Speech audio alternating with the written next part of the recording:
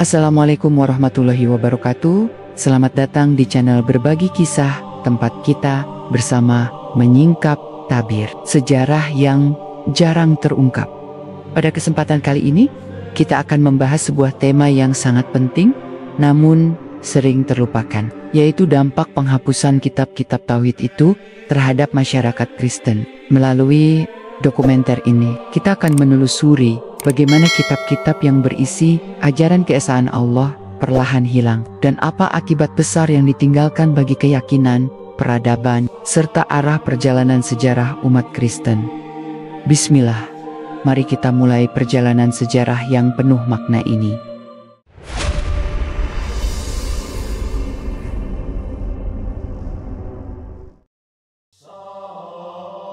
Di masa-masa awal, setelah Isa diangkat ke langit, murid-muridnya menyebarkan ajaran tentang Allah yang esa.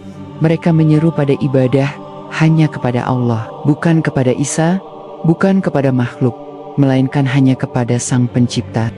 Al-Quran menegaskan hal ini dalam surat As-Saff ayat 6, di mana Isa berkata kepada Bani Israel, "Hai Bani Israel, sesungguhnya aku adalah utusan Allah kepadamu, membenarkan kitab sebelumku yaitu Taurat, dan memberi kabar gembira tentang seorang Rasul yang akan datang sesudahku, yang namanya Ahmad." Ayat ini adalah bukti bahwa sejak awal, risalah Isa bukanlah tentang menuhankan dirinya, melainkan tentang mengabarkan kebenaran tauhid dan menyiapkan jalan bagi kedatangan Nabi terakhir. Tetapi riwayat-riwayat sejarah menunjukkan kitab-kitab yang memuat ajaran ini tidak bertahan lama. Ada proses panjang, terencana, dan penuh intrik politik yang membuat kitab-kitab itu satu persatu dilenyapkan. Riwayat-riwayat sahih dalam tafsir dan sejarah Islam menyebutkan bahwa para pengikut Isa yang berpegang teguh pada tauhid dikenal sebagai kaum Hawariyun, dan sebagian lagi sebagai kelompok yang disebut Nasara, dalam arti sebenarnya yaitu mereka yang menolong agama Allah. Mereka memegang naskah-naskah yang berisi sabda Isa dan ajaran tauhid yang murni. Namun, dalam perjalanan waktu, kelompok-kelompok lain mulai muncul, membawa tafsiran berbeda.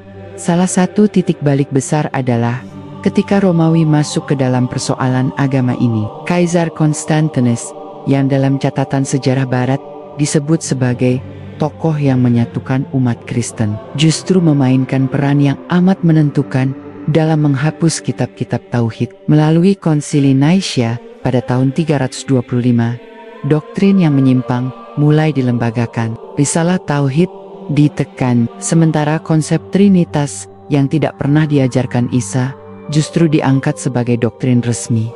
Apa dampaknya bagi masyarakat Kristen?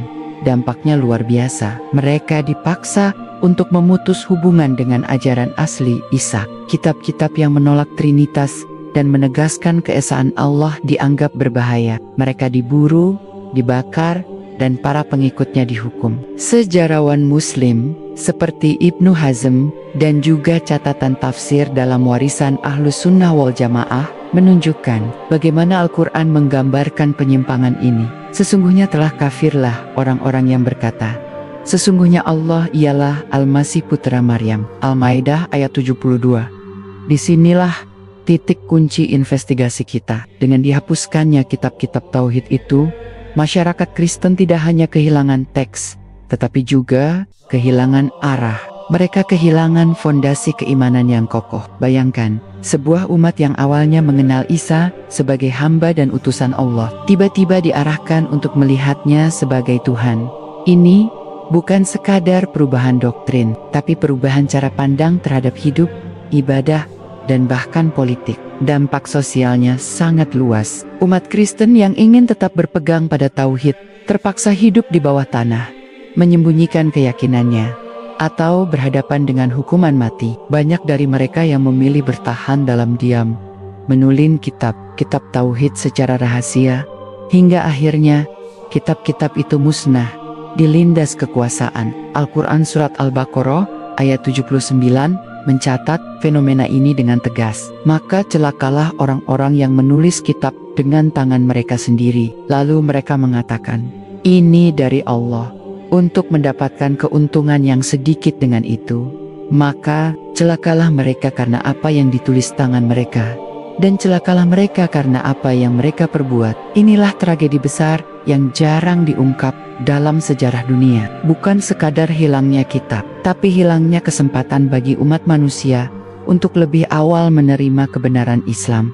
Sebab, jika kitab-kitab tauhid itu tetap terjaga, jalan bagi umat Isa menuju Islam akan jauh lebih jelas dan cepat. Tetapi pertanyaannya adalah, mengapa para penguasa saat itu begitu takut pada kitab-kitab tauhid? Jawabannya tidak sesederhana perbedaan doktrin. Ada kepentingan politik yang sangat besar. Kekuasaan Romawi membutuhkan sebuah agama yang bisa mengikat rakyatnya, bukan sebuah risalah yang menegaskan tauhid murni. Sebab tauhid berarti tidak ada yang lebih tinggi dari Allah, dan itu ancaman langsung bagi sistem kekaisaran yang ingin dipuja sebagai wakil dewa di bumi. Dengan demikian, penghapusan kitab-kitab tauhid bukanlah sekadar perbedaan teologisis, tetapi juga langkah strategis untuk mempertahankan kekuasaan. Dampaknya, umat Kristen menjadi tercerabut dari akarnya sendiri, dan mereka tidak lagi mengenal Isa yang asli sebagaimana digambarkan dalam Al-Quran.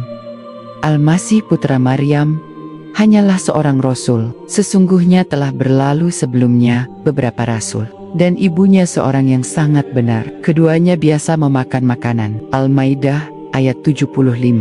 Ayat ini mengingatkan bahwa Isa hanyalah manusia, seorang nabi, bukan Tuhan. Tetapi tanpa kitab-kitab tauhid, umat Kristen tidak lagi punya sandaran selain doktrin yang dipaksakan kepada mereka. Setelah kitab-kitab tauhid itu hilang dari tangan masyarakat, wajah agama Kristen tidak lagi sama. Ada perubahan yang begitu drastis, bukan hanya dalam teologi, tapi juga dalam tatanan sosial, politik, dan bahkan cara berpikir umatnya. Sejarah mencatat bahwa kelompok-kelompok yang menolak Trinitas terus bermunculan, tetapi mereka selalu ditekan. Salah satu kelompok yang terkenal dalam catatan sejarah adalah kaum Ebionik, yaitu pengikut Isa yang tetap menegaskan keesaan Allah dan menolak menuhankan Isa. Mereka memegang naskah-naskah kuno yang berisi ajaran tauhid. Namun kelompok ini diberi label sesat oleh gereja resmi. Perlahan-lahan jejak mereka dihapus, kitab-kitab mereka dibakar, dan ajaran mereka dikubur dalam-dalam. Ibnu Taimiyah dalam Al-Jawab As-Syahih menjelaskan bahwa kelompok-kelompok yang disebut Nasara asli sebenarnya masih memegang ajaran tauhid. Hanya saja mereka tidak berdaya menghadapi tekanan politik kekaisaran Romawi. Bayangkan ketegangan yang terjadi. Umat biasa yang sejak kecil diajarkan untuk menyembah Allah yang Esa, tiba-tiba dipaksa menerima bahwa Isa adalah Tuhan, bahwa Roh Kudus adalah bagian dari ketuhanan, dan bahwa Allah adalah 3 dalam 1. Ini bukan sekadar perubahan konsep, tapi perubahan identitas spiritual yang memaksa mereka menolak fitrah mereka sendiri. Dampak psikologisnya sangat besar. Masyarakat Kristen awal berada dalam dilema antara ketaatan kepada kebenaran yang mereka ketahui melalui kitab tauhid, dengan tekanan untuk tunduk pada ajaran resmi yang didukung kekaisaran. Banyak yang memilih diam, sebagian lainnya memberontak secara intelektual, tapi mayoritas akhirnya menyerah. Inilah awal dari pembentukan apa yang sekarang dikenal sebagai gereja resmi, yang kemudian memonopoli tafsir agama dan memutus akses umat dari kitab-kitab aslinya. Sejarah Barat sendiri, jika dibaca dengan teliti, menyimpan celah yang mengungkap kebenaran ini. Ada dokumen-dokumen yang menyebut tentang Injil yang dilarang. Injil itu tidak lain adalah naskah-naskah yang syarat dengan ajaran tauhid yang menolak penuhanan Isa. Tetapi dokumen itu dilarang beredar, disembunyikan, bahkan dinyatakan berbahaya.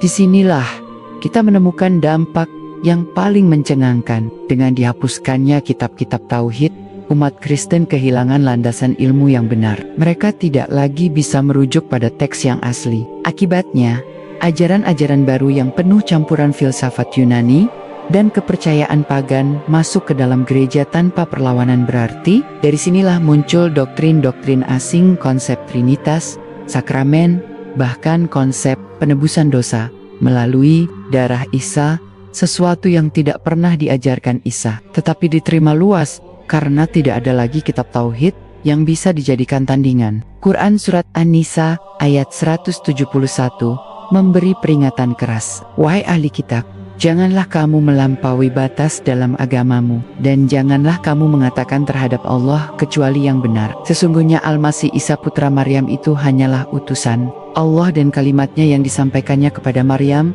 dan roh darinya. Maka berimanlah kamu kepada Allah dan Rasul-Rasulnya, dan janganlah kamu mengatakan tiga, berhentilah, itu lebih baik bagimu. Sesungguhnya Allah Tuhan yang Maha Esa, Maha Suci Allah dari memiliki anak. Ayat ini seperti membuka tabir, mengungkap tragedi besar yang terjadi. Umat Kristen diarahkan kepada keyakinan yang melampaui batas, karena kitab-kitab tauhid mereka sudah lenyap. Dampak berikutnya terlihat dalam struktur sosial. Dengan doktrin baru, gereja menjadi pusat kekuasaan, bukan hanya sebagai tempat ibadah, tapi juga sebagai lembaga yang mengatur hidup masyarakat. Dari kelahiran hingga kematian, umat dipaksa tunduk bukan hanya kepada Allah, tapi kepada institusi gereja. Inilah awal dari lahirnya kekuasaan absolut gereja di Eropa yang berlangsung berabad-abad. Kekuasaan itu menutup ruang ijtihad, menutup ruang kritik, dan memaksa semua orang menerima tafsir tunggal. Apa jadinya masyarakat ketika kitab tauhid yang memberi kebebasan berpikir digantikan oleh doktrin yang harus diterima tanpa pertanyaan? Jawabannya adalah stagnasi intelektual. Eropa memasuki masa yang dikenal sebagai zaman kegelapan. Inilah ironi sejarah kitab tauhid yang bisa mencerahkan manusia justru dihapus, diganti oleh doktrin yang membelenggu. Tetapi bukan hanya stagnasi, ada juga perlawanan. Dalam catatan sejarah Islam disebutkan bahwa ketika Islam datang, sebagian orang Kristen yang mendengar Al-Quran langsung menyadari kebenaran itu. Al-Quran Surat Al-Kashosh ayat 52-53 menyebutkan, orang-orang yang telah kami datangkan kitab kepada mereka sebelum Al-Quran, mereka beriman kepadanya. Dan apabila Al-Quran dibacakan kepada mereka, mereka berkata, kami beriman kepadanya. Sesungguhnya ia adalah kebenaran dari Tuhan kami. Sesungguhnya kami sebelumnya adalah orang-orang yang berserah diri. Ayat ini menggambarkan bahwa masih ada sisa-sisa pengikut Isa yang mengenal ajaran tauhid. Mereka mungkin tidak lagi punya kitab lengkap, tetapi mereka punya pengetahuan yang diwariskan turun-temurun. Ketika mendengar Al-Quran, mereka langsung mengenali suara kebenaran yang sama dengan ajaran Isa. Ini adalah bukti bahwa penghapusan kitab tauhid tidak berhasil sepenuhnya. Masih ada sisa cahaya yang bertahan di hati sebagian kecil umat. Namun bagi mayoritas, penghapusan kitab tauhid itu menimbulkan keterasingan spiritual. Mereka tidak lagi mengenal siapa Isa sebenarnya. Isa yang dalam Al-Quran digambarkan sebagai hamba Allah, nabi yang penuh mukjizat, berubah dalam teologi mereka menjadi sosok ilahi yang mati disalib. Dampak ini tidak berhenti pada ranah agama, ia juga merembet ke ranah politik. Dengan menjadikan Isa sebagai Tuhan, gereja mengklaim otoritas ilahi yang tidak bisa digugat. Raja-raja Eropa bersekutu dengan gereja, menggunakan agama sebagai alat legitimasi. Dengan kata lain, penghapusan kitab tauhid membuka jalan bagi terbentuknya teokrasi palsu, di mana kekuasaan manusia dibungkus dengan klaim ketuhanan. Al-Quran Surat At-Taubah ayat 31 mencatat hal ini dengan tajam. Mereka menjadikan orang-orang alimnya dan rahib-rahib mereka sebagai Tuhan selain Allah dan juga Al-Masih putra Maryam. Padahal mereka tidak diperintahkan kecuali menyembah Tuhan yang Esa. Tidak ada Tuhan selain Dia, Maha Suci. Allah dari apa yang mereka persekutukan. Inilah akibat paling berbahaya dari penghapusan kitab tauhid. Lahirnya kelas elit agama yang diposisikan setara dengan Tuhan, yang berhak menentukan halal haram, berhak mengubah hukum, dan berhak mengatur hidup masyarakat tanpa batas dalam dunia Kristen awal. Setelah kitab-kitab tauhid ditekan dan dihapus, bukan berarti semua orang menyerah. Selalu ada kelompok kecil yang berusaha menjaga warisan ajaran asli Isa. Mereka menyebarkan keyakinan mereka secara sembunyi-sembunyi, menyalin potongan-potongan naskah, dan mewariskannya dari generasi ke generasi. Namun, karena mereka minoritas, Sejarah mereka ditulis ulang sebagai kaum sesat. Mereka diberi stigma sebagai pengkhianat gereja. Padahal merekalah yang paling setia pada risalah Isa yang sebenarnya. Kelompok-kelompok ini sering disebut dengan berbagai nama, di antaranya Arian, pengikut Arius dari Alexandria. Arius adalah seorang tokoh Kristen awal yang menegaskan bahwa Isa bukan Tuhan, melainkan hamba Allah. Ia menolak keras doktrin Trinitas. Dalam catatan sejarah, ajarannya sangat populer, terutama di Afrika Utara dan sebagian Eropa. Namun, Kekaisaran Romawi yang sudah bersekutu dengan doktrin Trinitas melihat Arius sebagai ancaman. Kitab-kitabnya dibakar, para pengikutnya diusir, dan ajaran mereka dinyatakan sesat. Padahal, jika diteliti, ajaran Arius memiliki kesamaan yang mencolok dengan apa yang ditegaskan dalam Al-Quran berabad-abad kemudian. Al-Maidah ayat 116 misalnya, menggambarkan dialog Allah dengan Isa pada hari kiamat. Hai Isa putra Maryam, adakah kamu mengatakan kepada manusia, jadikanlah aku dan ibuku dua orang Tuhan selain Allah? Isa menjawab, Maha suci engkau, tidaklah patut bagiku mengatakan apa yang bukan hakku. Ayat ini menjadi saksi bahwa tuduhan Trinitas bukanlah ajaran Isa, melainkan penyimpangan yang dipaksakan. Apa yang Arius suarakan sebenarnya adalah gema dari kebenaran yang sama. Isa bukan Tuhan, melainkan utusan Allah.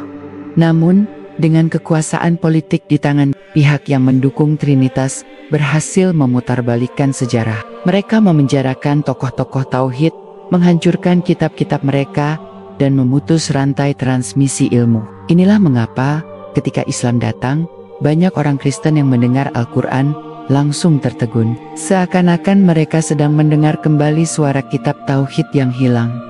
Dampak sosial dari penghapusan kitab tauhid juga melahirkan generasi yang terpecah belah. Masyarakat Kristen terbagi menjadi dua, mereka yang mengikuti gereja resmi dengan trinitasnya, dan mereka yang berusaha mempertahankan tauhid secara tersembunyi. Perpecahan ini seringkali berujung pada konflik berdarah. Catatan sejarah menunjukkan adanya perang saudara antar Kristen yang berulang kali terjadi di berbagai wilayah Romawi. Di sisi lain, penghapusan kitab tauhid membuka jalan bagi masuknya mitologi asing. Unsur-unsur pagan Romawi, seperti ritual penyembahan matahari, lambang salib, dan perayaan kelahiran Dewa Matahari pada tanggal 25 Desember, diserap ke dalam gereja. Umat dipaksa menerima semua itu sebagai bagian dari agama. Tanpa kitab tauhid, mereka tidak bisa lagi membedakan mana ajaran asli Isa dan mana yang hanyalah warisan pagan. Quran Surat Ali Imran ayat 71 mencatat, Wahai ahli kitab, mengapa kamu mencampur adukan yang hak dengan yang batil, dan menyembunyikan kebenaran, padahal kamu mengetahuinya. Ayat ini seolah menyibak apa yang terjadi di balik layar penghapusan kitab tauhid. Bukan hanya untuk menutupi kebenaran, tetapi juga untuk mencampurkan ajaran asli dengan tradisi asing, sehingga umat kehilangan arah. Ketika Islam muncul di Jazirah Arab, dampak itu terlihat jelas. Sebagian kaum Nasrani yang masih menyimpan ajaran tauhid berbondong-bondong masuk Islam. Mereka mengenali tanda-tanda yang pernah diajarkan Isa tentang kedatangan Nabi terakhir. Al-Quran Surat Al-Araf ayat 157 menegaskan, yaitu orang-orang yang mengikuti Rasul, Nabi yang emi, yang namanya mereka dapati tertulis di dalam Taurat dan Injil yang ada pada mereka. Ayat ini menunjukkan bahwa meskipun kitab tauhid banyak dihapus, sebagian isinya masih tersisa dalam bentuk potongan-potongan yang cukup bagi orang jujur untuk mengenali kebenaran. Maka ketika Muhammad diutus, mereka tahu inilah Nabi yang dijanjikan Isa. Namun, bagi mayoritas masyarakat Kristen yang sudah tercerabut dari kitab tauhid, kedatangan Islam justru dianggap ancaman. Mereka tidak mampu lagi melihat kesamaan risalah, karena ajaran mereka sudah terlalu jauh dipengaruhi oleh doktrin Trinitas dan dogma gereja. Dari sinilah muncul ketegangan panjang antara umat Islam dan Kristen, bukan karena risalah yang berbeda, tetapi karena penghapusan kitab tauhid telah menciptakan jurang yang dalam. Jejak-jejak dampak itu masih bisa kita lihat sampai hari ini. Banyak perdebatan teologisis di dunia Kristen modern yang mencoba menjawab pertanyaan sederhana. siapakah Isa sebenarnya? Pertanyaan ini muncul karena kitab Tauhid sudah lama hilang. Tanpa fondasi itu, umat Kristen hanya punya doktrin yang diwariskan gereja, yang seringkali bertentangan dengan logika dan fitrah manusia. Jika kitab-kitab Tauhid itu tetap terjaga, sejarah dunia mungkin akan berbeda. Masyarakat Kristen bisa jadi lebih cepat menerima Islam, dan jurang perpecahan yang panjang tidak perlu terjadi. Tetapi Allah dengan hikmahnya membiarkan hal ini terjadi, agar kebenaran Islam datang sebagai cahaya yang menghapus kegelapan itu. Ketika cahaya Islam datang melalui risalah Nabi Muhammad, ia tidak muncul di ruang hampa. Islam turun dalam sebuah dunia yang sudah lama diguncang oleh penghapusan kitab Tauhid. Kristen telah berubah menjadi agama imperium, syarat dengan campuran filsafat, mitologi, dan doktrin yang jauh dari pesan Isa. Maka, Al-Quran turun bukan hanya untuk menegaskan Tauhid bagi kaum musyrik Arab, tetapi juga sebagai peringatan keras bagi ahli kitab. Al-Quran Surat Al-Maidah ayat 15 menegaskan, "Hai ahli kitab, sesungguhnya telah datang kepada kamu Rasul kami, menjelaskan kepadamu banyak dari isi kitab yang kamu sembunyikan, dan banyak pula yang dibiarkannya. Sesungguhnya telah datang kepadamu cahaya dari Allah, dan kitab yang menerangkan." Ayat ini seolah menyingkap apa yang selama berabad-abad disembunyikan. Kitab-kitab Tauhid yang dulu dihapus, isi-isinya kembali muncul melalui Al-Quran. Penekanan bahwa Isa hanyalah utusan Allah, bahwa Allah tidak beranak dan tidak diperanakkan, bahwa Isa sendiri memberi kabar tentang kedatangan Nabi terakhir, semuanya dipaparkan dengan jelas. Dampaknya bagi masyarakat Kristen pada abad ke-7 sangat mengejutkan. Sebagian langsung mengenali kebenaran itu. Ada catatan riwayat sahih bahwa sekelompok pendeta Nasrani dari Najran datang kepada Nabi Muhammad untuk berdialog. Mereka terkejut mendengar bacaan Al-Quran yang justru selaras dengan ajaran asli Isa. Namun, karena tekanan politik dan kedudukan sosial mereka, banyak yang memilih menolak meskipun hati mereka cenderung pada kebenaran. Inilah dampak panjang dari penghapusan kitab Tauhid. Umat Kristen terjebak dalam sistem keagamaan yang mengekang mereka. Ketika kebenaran datang, mereka kesulitan untuk menerima. Bukan karena mereka tidak mengenalinya, tapi karena mereka sudah terlalu lama hidup dalam sistem yang mengikat. Al-Quran Surat Al-Baqarah ayat 146 menggambarkan fenomena ini. Orang-orang yang telah kami beri kitab mengenalnya Muhammad sebagaimana mereka mengenal anak-anak mereka sendiri. Dan sesungguhnya segolongan di antara mereka menyembunyikan kebenaran, padahal mereka mengetahui.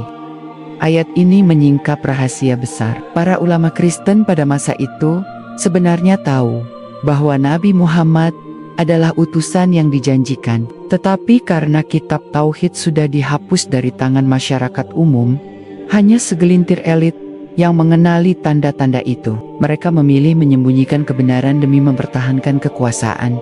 Dari sinilah interaksi Islam Kristen memasuki babak panjang yang penuh ketegangan. Bukan hanya konflik militer, tetapi juga konflik ideologi. Islam datang membawa cahaya yang mengoreksi penyimpangan, sementara gereja berusaha mempertahankan narasi yang sudah dibangun berabad-abad. Mari kita lihat dampaknya secara lebih detail. Pertama, dampak keilmuan. Islam membawa Al-Quran sebagai koreksi, dan ini memicu diskusi teologisis yang luas. Banyak cendekiawan Kristen yang membaca Al-Quran secara diam-diam. Ada yang kemudian masuk Islam, ada juga yang tetap bertahan, namun mulai mempertanyakan doktrin Trinitas. Jejak-jejak keraguan ini terlihat dalam tulisan Kristen abad pertengahan yang seringkali membahas masalah Isa dan ketuhanan dengan nada defensif. Kedua, dampak sosial. Umat Kristen yang hidup di bawah kekuasaan Islam menemukan kebebasan yang tidak mereka dapatkan di bawah gereja. Mereka diperbolehkan memeluk agamanya, tetapi tanpa paksaan, untuk menerima dogma Trinitas sebagai kebenaran mutlak. Banyak dari mereka yang akhirnya mengenal kembali nilai-nilai Tauhid melalui interaksi dengan umat Islam. Ketiga, dampak politik. Gereja melihat Islam sebagai ancaman eksistensial. Sebab, jika umat Kristen tahu bahwa Al-Quran mengandung kembali ajaran Tauhid yang dihapus, maka otoritas gereja akan runtuh. Inilah yang melatar belakangi propaganda besar-besaran melawan Islam, termasuk perang salib. Bagi gereja, Islam bukan sekadar lawan militer, tetapi pesaing ideologi yang bisa membuka kedok sejarah kelam mereka sendiri. Di balik semua itu, ada benang merah yang jelas. Penghapusan kitab Tauhid menciptakan ruang kosong dalam keimanan masyarakat Kristen. Kekosongan itu diisi oleh doktrin buatan manusia, tetapi ketika Islam datang, kekosongan itu terguncang. Seakan-akan Al-Quran menyalakan kembali bara Tauhid yang selama ini tertutup abu. Al-Quran Surat As-Saff ayat 14 mencatat, "Hai orang-orang yang beriman, jadilah kamu penolong-penolong agama Allah, sebagaimana Isa putra Maryam berkata kepada pengikut-pengikutnya yang setia, siapakah yang akan menjadi penolong-penolongku kepada Allah?" Pengikut-pengikut yang setia itu berkata, "Kami penolong-penolong agama Allah." Lalu segolongan dari Bani Israel beriman, dan segolongan yang lain kafir. Maka kami beri kekuatan kepada orang-orang yang beriman terhadap musuh-musuh mereka. Lalu mereka menjadi orang-orang yang menang. Ayat ini memberi gambaran bahwa meskipun kitab Tauhid dihapus, selalu ada pengikut setia Isa yang tetap memegang ajaran Tauhid. Ketika Islam datang, mereka adalah orang-orang yang pertama kali mengakui kebenaran. Jika kita tarik garis lurus dari masa Isa hingga munculnya Islam, tampak jelas bahwa hilangnya kitab Tauhid adalah salah satu faktor yang menjelaskan mengapa interaksi Islam Kristen begitu penuh ketegangan. Islam datang untuk mengingatkan kembali, sementara Kristen berusaha menutupi kehilangan itu dengan semakin memperkuat dogma. Setelah berabad-abad, kitab Tauhid masyarakat Kristen hidup dalam dunia yang diwarnai dogma dan struktur gereja. Dampak ini membentuk wajah peradaban Barat sejak awal abad pertengahan. Agama yang seharusnya menjadi jalan menuju Tauhid berubah menjadi sarana legitimasi kekuasaan. Gereja menjadi pusat otoritas, bukan hanya dalam hal spiritual, tetapi juga dalam politik, pendidikan, dan bahkan ilmu pengetahuan. Zaman kegelapan Eropa yang sering disebut dalam literatur Barat bukanlah kebetulan. Itu adalah konsekuensi dari hilangnya kitab Tauhid. Dengan hilangnya ajaran murni tentang Allah yang Esa, masyarakat kehilangan kebebasan berpikir yang sesuai dengan fitrah. Sebagai gantinya, mereka hidup di bawah aturan absolut gereja yang menolak setiap suara kritis. Contoh yang paling mencolok adalah bagaimana ilmu pengetahuan ditekan. Setiap gagasan yang dianggap bertentangan dengan tafsir resmi gereja dianggap sebagai bid'ah. Padahal, dalam risalah Tauhid, kebenaran tidak pernah takut pada ilmu. Sebaliknya, Tauhid mendorong manusia untuk meneliti ciptaan Allah. Inilah yang kemudian dibawa oleh Islam, yang membebaskan ilmu pengetahuan dari belenggu dogma. Seandainya kitab Tauhid tidak dihapus, umat Kristen mungkin akan mengenal hubungan harmonis antara iman dan akal jauh lebih awal. Mereka akan menyadari bahwa menyembah Allah yang Esa selaras dengan menggunakan akal untuk mencari kebenaran. Namun, karena kitab Tauhid hilang, Eropa terjerumus ke dalam ratusan tahun stagnasi, sampai akhirnya mereka dipaksa melakukan reformasi Protestan pada abad ke-16. Jika diteliti secara mendalam, adalah gema samar dari kerinduan terhadap kitab Tauhid yang hilang. Martin Luther dan tokoh-tokoh reformasi memprotes dominasi gereja Katolik, mengembalikan otoritas kitab ke tangan umat, dan menolak sebagian tradisi yang tidak berdasar. Tetapi, karena kitab Tauhid sudah tidak ada, reformasi itu tetap tidak kembali pada ajaran murni Isa. Mereka masih terikat pada doktrin Trinitas, hanya mengganti bentuk otoritas. Dampaknya terus menjalar ke zaman modern. Peradaban Barat membangun identitasnya di atas warisan yang bercampur antara keinginan untuk bebas dari dogma gereja dan warisan keyakinan yang sudah menyimpang. Inilah yang melahirkan sekularisme, pemisahan agama dari kehidupan. Mereka tidak lagi percaya bahwa agama bisa menjadi cahaya ilmu dan peradaban, karena pengalaman mereka dengan gereja adalah pengalaman kelam. Padahal yang mereka alami bukanlah agama Tauhid yang asli, melainkan agama yang sudah dipelintir setelah kitab Tauhid dihapus. Jejak penghapusan itu masih terlihat dalam cara Barat memandang Isa hingga hari ini. dunia Kristen masih terbagi dalam pandangan yang kontradiktif. Isa sebagai Tuhan, Isa sebagai anak Tuhan, Isa sebagai juru selamat, dan sekaligus Isa sebagai manusia. Perdebatan ini tidak pernah selesai karena fondasi kitab Tauhid yang seharusnya menjadi penjelas sudah lenyap. Al-Quran menegaskan dengan sangat jelas dalam surat Maryam ayat ke-30, berkata Isa, "Sesungguhnya aku ini hamba Allah, Dia memberiku Alkitab, dan Dia menjadikanku seorang nabi." Ayat ini sederhana, gamblang, dan menutup semua perdebatan. Tetapi karena kitab Tauhid sudah dihapus, umat Kristen modern hanya mengenal Isa melalui lensa gereja yang penuh kontradiksi. Dampaknya juga terasa dalam hubungan Islam Kristen di era modern. Banyak kalangan Kristen sulit menerima Islam bukan karena mereka tidak mengenal Tauhid, tetapi karena sejak awal mereka kehilangan akses ke kitab Tauhid yang bisa menjembatani pemahaman itu. Ketika Islam menyebut Isa sebagai nabi, banyak dari mereka merasa asing, seolah-olah Islam merendahkan Isa. Padahal sebenarnya Islam mengembalikan Isa ke posisi yang mulia dan sesuai dengan ajaran aslinya. Penghapusan kitab Tauhid juga berkontribusi pada lahirnya sikap curiga terhadap Islam di Barat. Sejak perang salib hingga era kolonialisme, gereja dan kemudian negara-negara Barat selalu memandang Islam sebagai tantangan yang mengancam tatanan mereka. Mengapa? Karena Islam mengingatkan mereka pada sesuatu yang mereka hilangkan, risalah Tauhid. Islam adalah cermin yang menunjukkan apa yang telah mereka buang. Dan sebagaimana manusia seringkali takut pada kebenaran yang membongkar kesalahan mereka, Barat pun menjadikan Islam sebagai lawan ideologis. Lebih jauh lagi, hilangnya kitab Tauhid meninggalkan dampak pada budaya dan moralitas. Tanpa dasar Tauhid, masyarakat Barat bergerak dari satu ekstrem ke ekstrem lain. Dari kekuasaan absolut gereja, mereka beralih ke sekularisme yang menolak agama. Dari ketaatan buta, mereka beralih ke kebebasan tanpa batas. Semua ini adalah akibat dari satu akar masalah kitab Tauhid yang seharusnya menjadi kompas hidup mereka, sudah lama musnah. Namun, yang mencengangkan, jejak kitab Tauhid itu sesekali muncul ke permukaan. Penemuan-penemuan manuskrip kuno seperti Injil Barnabas atau naskah laut mati memberi gambaran bahwa masih ada fragmen ajaran yang dekat dengan Islam. Meskipun otoritas gereja menolak keabsahannya, kemunculan naskah-naskah itu menunjukkan bahwa sejarah penghapusan kitab Tauhid tidak bisa ditutup rapat selamanya. Ada selalu serpihan kebenaran yang lolos dari sensor.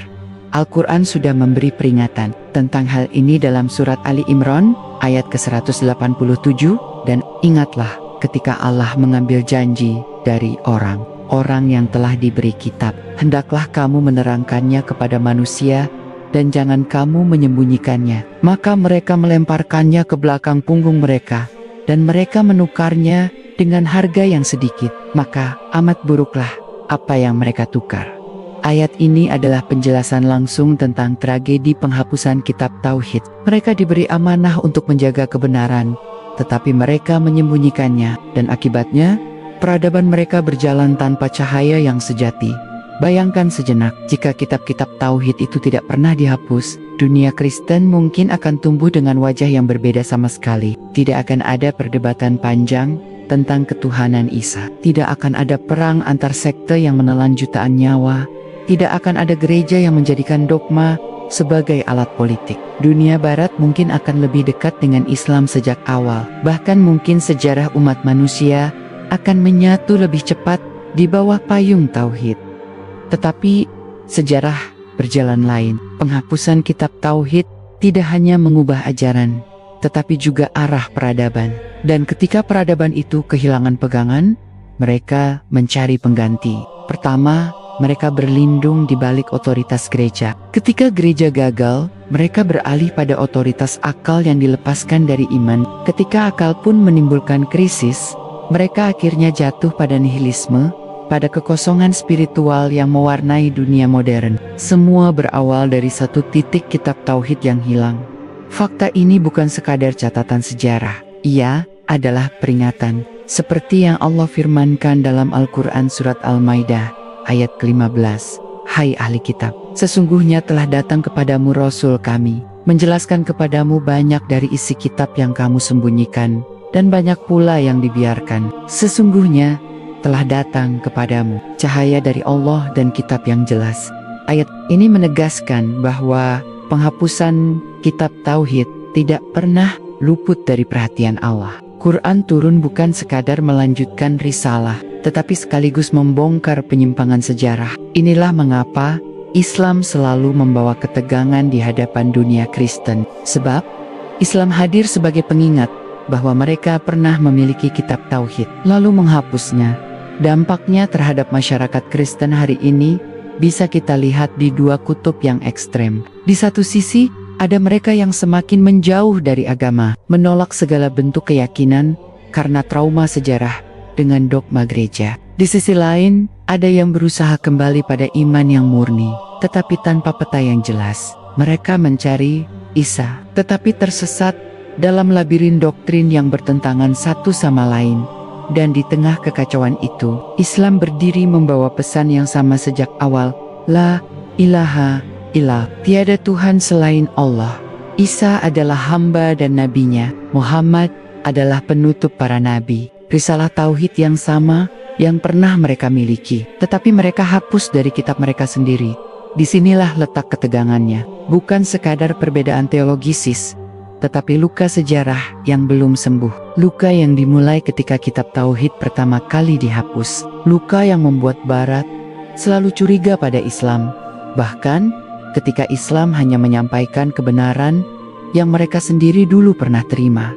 Dan hari ini, jejak penghapusan itu masih hidup. Setiap kali kita mendengar perdebatan tentang Isa di dunia Kristen, setiap kali kita melihat sekularisme yang menolak agama, setiap kali kita membaca kisah tentang konflik antara Barat dan Islam, kita sebenarnya sedang menyaksikan gema dari peristiwa berabad-abad lalu. Penghapusan kitab Tauhid, Al-Quran, surat Asy-Syaff, ayat 6, telah lama memberi isyarat tentang hal ini. Dan ingatlah, ketika Isa putra Maryam berkata, "Wahai Bani Israel, sesungguhnya aku adalah utusan Allah kepadamu, membenarkan kitab sebelumku, yaitu Taurat, dan memberi kabar gembira dengan seorang Rasul yang akan datang setelahku, yang namanya Ahmad." Maka ketika Rasul itu datang kepada mereka dengan membawa bukti yang nyata, mereka berkata, "Ini adalah sihir yang nyata." Ayat ini adalah kunci terakhir. Isa sendiri sudah memberi kabar tentang kedatangan Nabi Muhammad. Kitab Tauhid yang asli pasti memuat kabar ini. Tetapi karena kitab itu dihapus, umat Kristen tidak lagi menemukannya dalam kitab mereka hari ini. Mereka kehilangan jejak yang seharusnya menghubungkan mereka dengan risalah terakhir.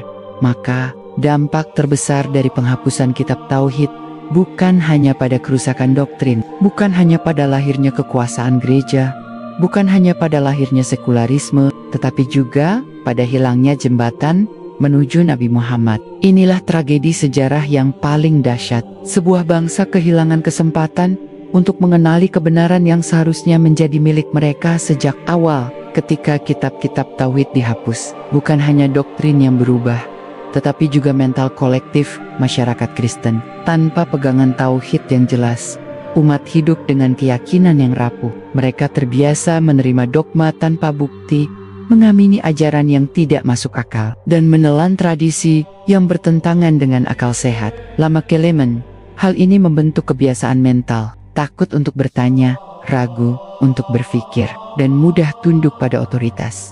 Inilah yang menjelaskan mengapa selama berabad-abad masyarakat Kristen rela menyerahkan hidupnya kepada institusi gereja. Para pemimpin gereja memposisikan diri bukan hanya sebagai guru rohani, tetapi sebagai satu-satunya pintu menuju Tuhan.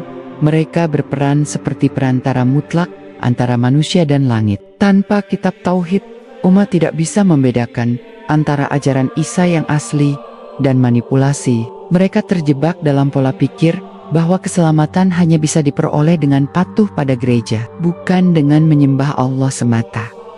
Dampaknya terasa dalam hubungan sosial. Kelas-kelas sosial yang ketat muncul dengan pendeta, biarawan, dan uskup berada di atas masyarakat biasa. Padahal, ajaran tauhid yang asli tidak pernah menempatkan manusia pada posisi sebagai penguasa spiritual bagi manusia lain. Semua manusia sama di hadapan Allah.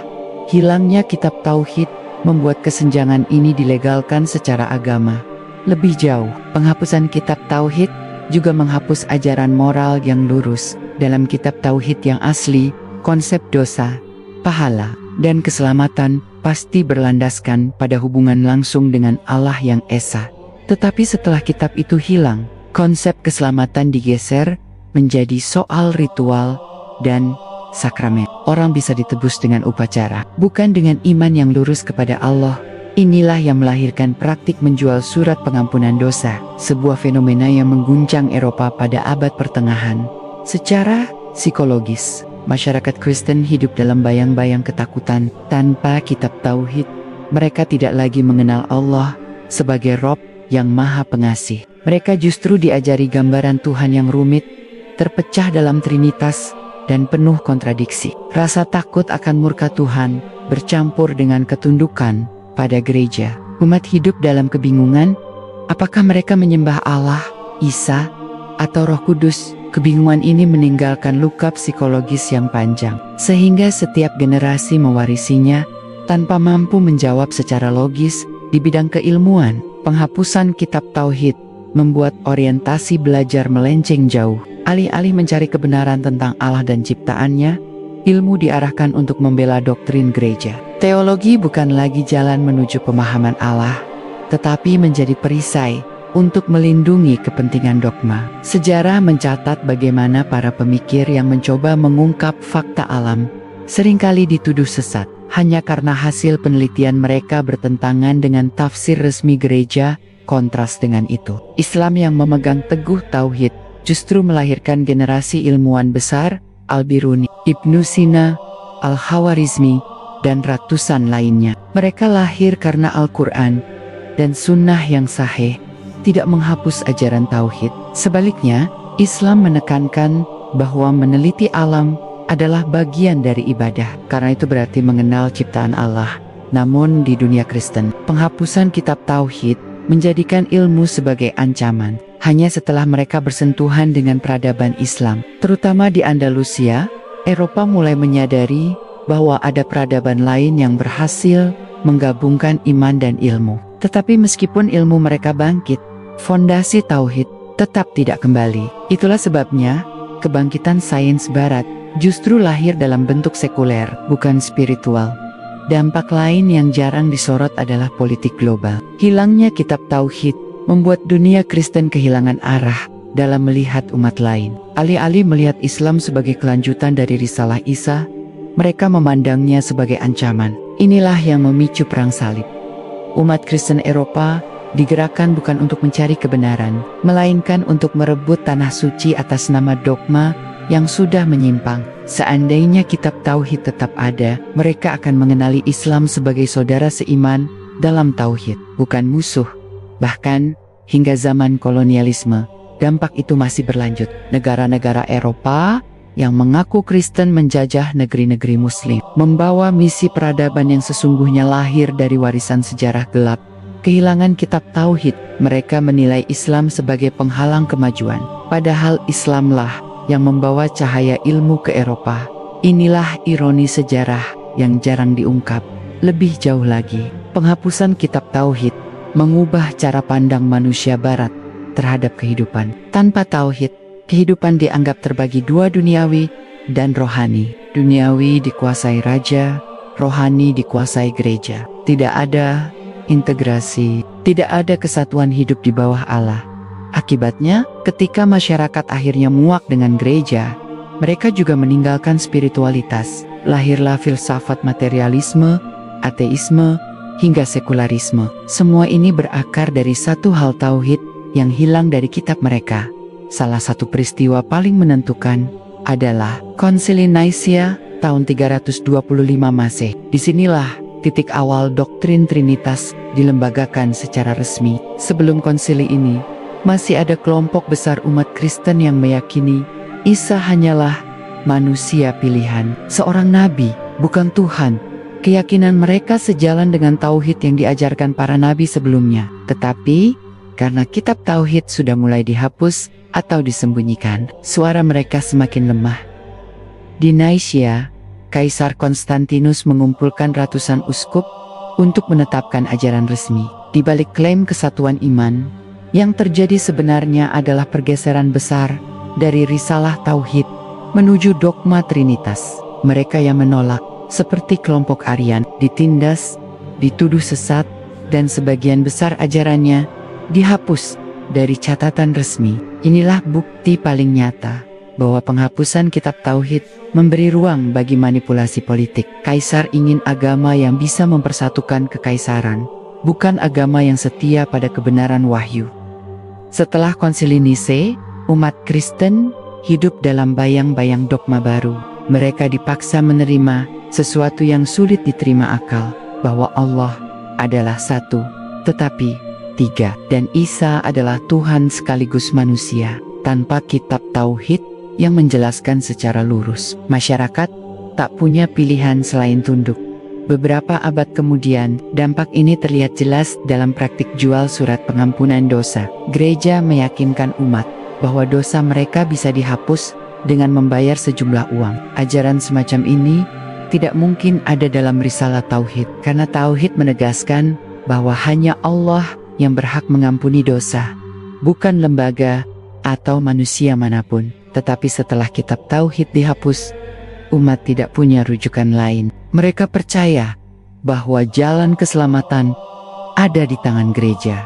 Fenomena ini mencapai puncaknya pada abad pertengahan, ketika gereja menggunakan uang hasil penjualan surat pengampunan dosa untuk membangun katedral megah. Umat miskin rela menyerahkan hartanya karena takut akan neraka. Dampaknya bukan hanya pada moralitas, tetapi juga pada struktur ekonomi. Gereja menguasai kekayaan luar biasa, sementara rakyat hidup dalam kemiskinan.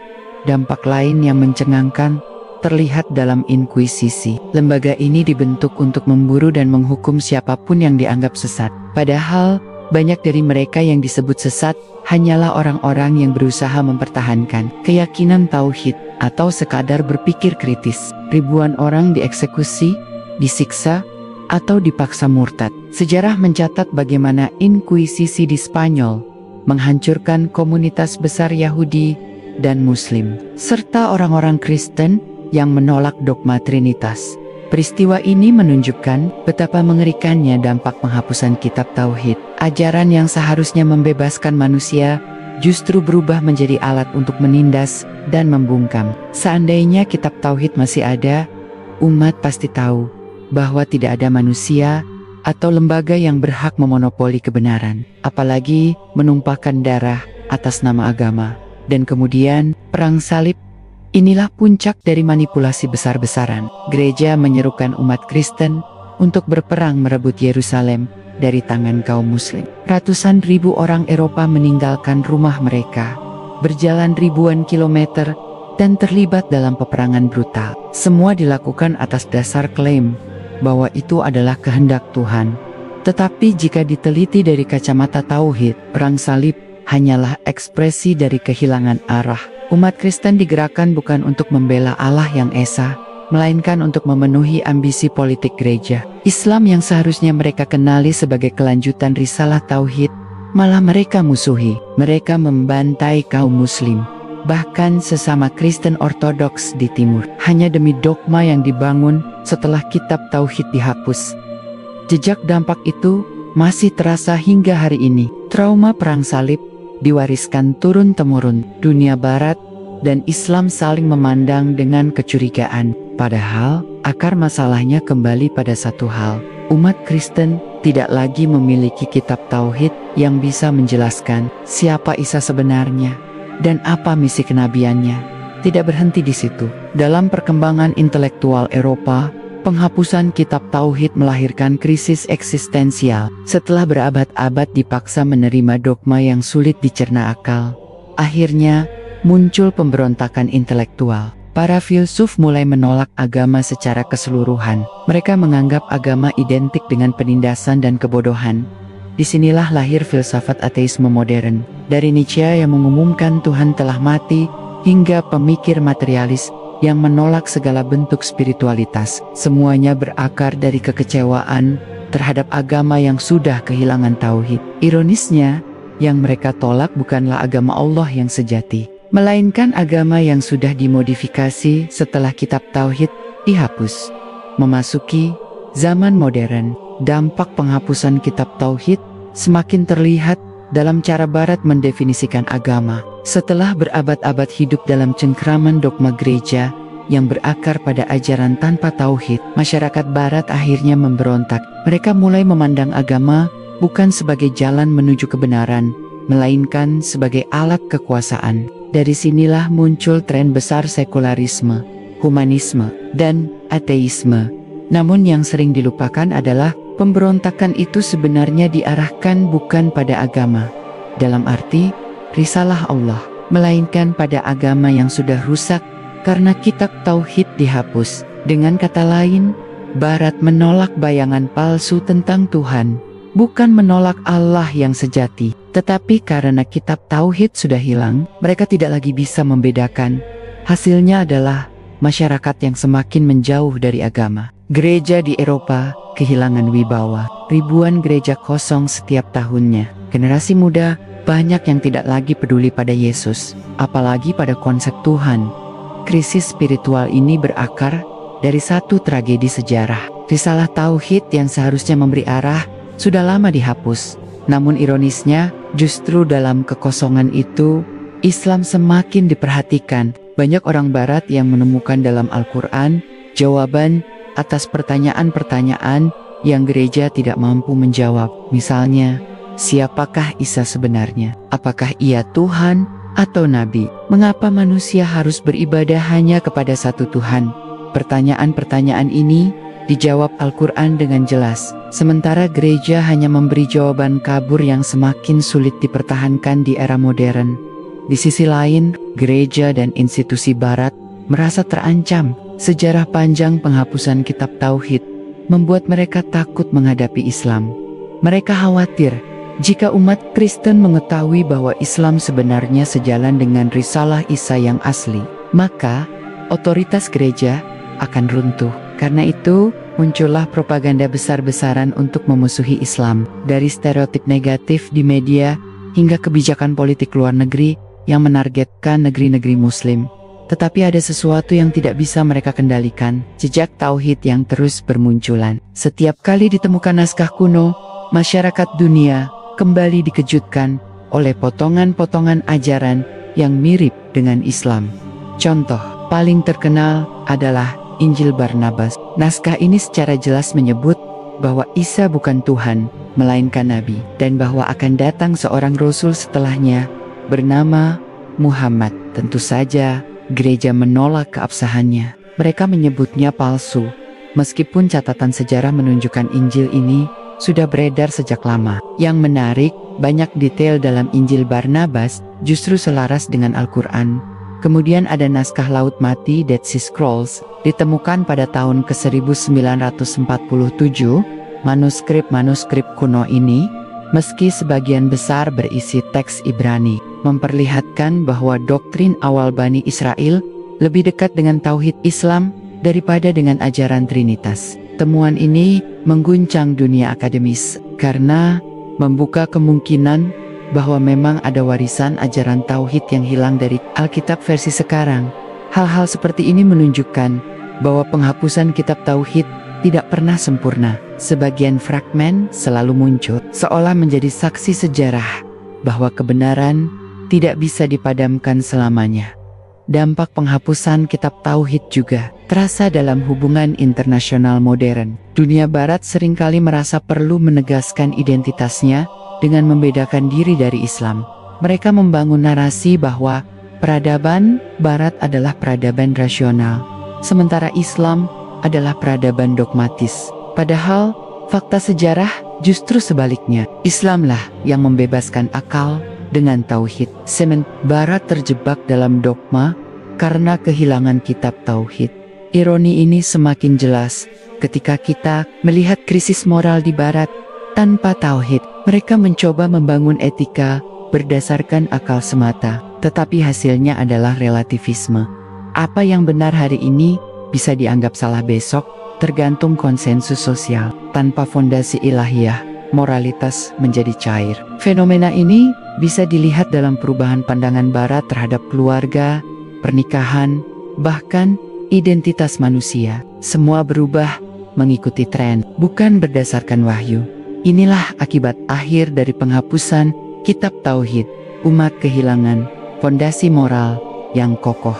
Mereka mencari pegangan, tetapi yang mereka temukan hanyalah aturan buatan manusia yang terus berubah. Sementara Islam tetap berdiri kokoh dengan tauhid sebagai fondasi yang tak tergoyahkan. Al-Quran Surat Al-Bayyinah ayat 5 menegaskan, padahal mereka tidak diperintah kecuali supaya menyembah Allah dengan memurnikan ketaatan kepadanya dalam menjalankan agama dengan lurus, dan supaya mereka mendirikan sholat dan menunaikan zakat. Dan yang demikian itulah agama yang lurus.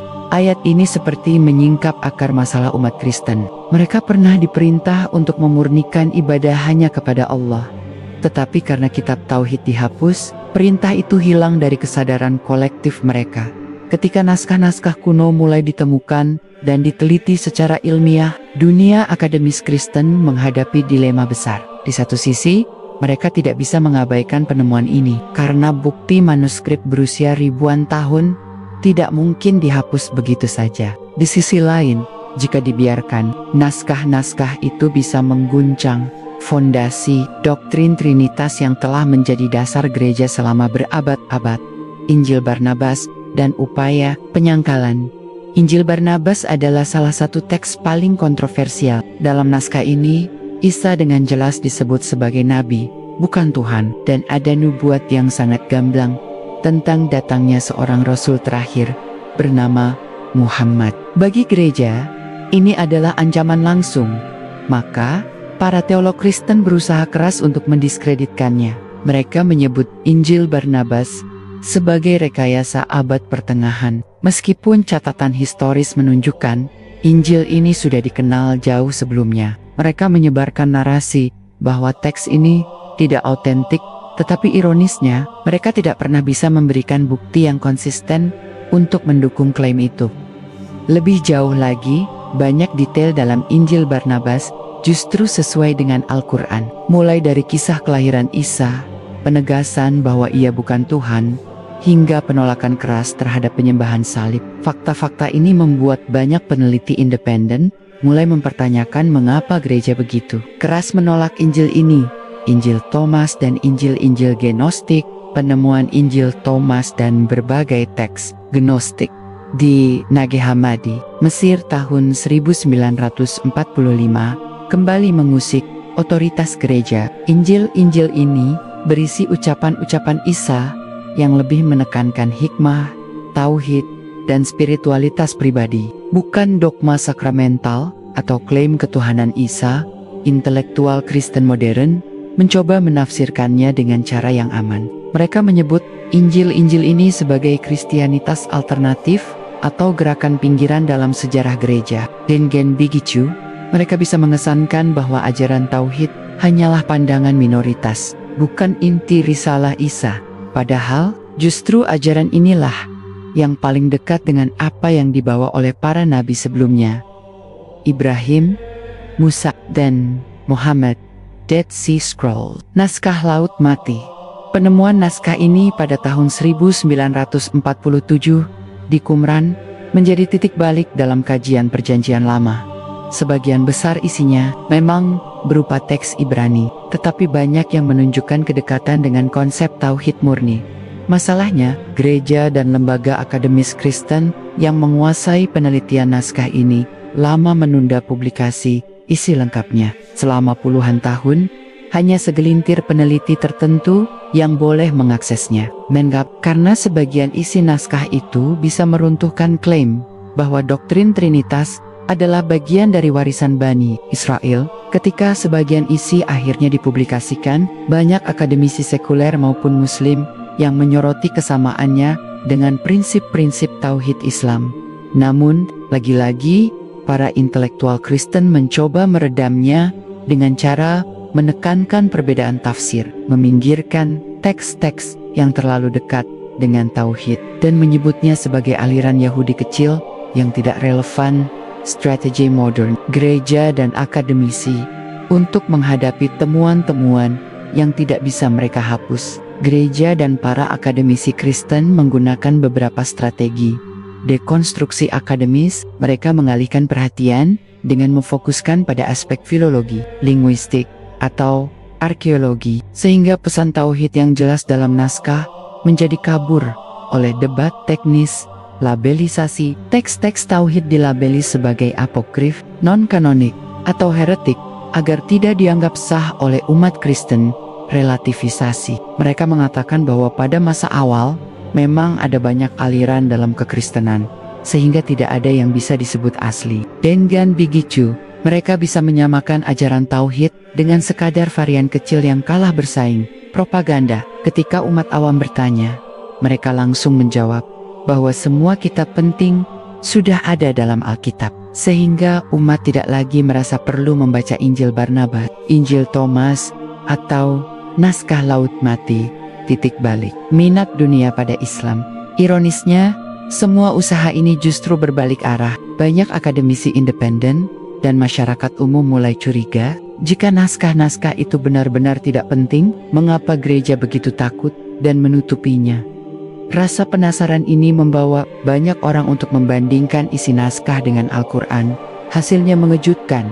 Mereka menemukan kesesuaian yang tidak bisa diabaikan. Misalnya, pandangan Injil Barnabas tentang Isa yang hanya sebagai hamba Allah sejalan dengan surah Maryam ayat ke-30 berkata, Isa, sesungguhnya aku ini hamba Allah. Dia memberiku Alkitab Injil dan dia menjadikanku seorang nabi. Dari sinilah banyak orang Barat yang akhirnya masuk Islam.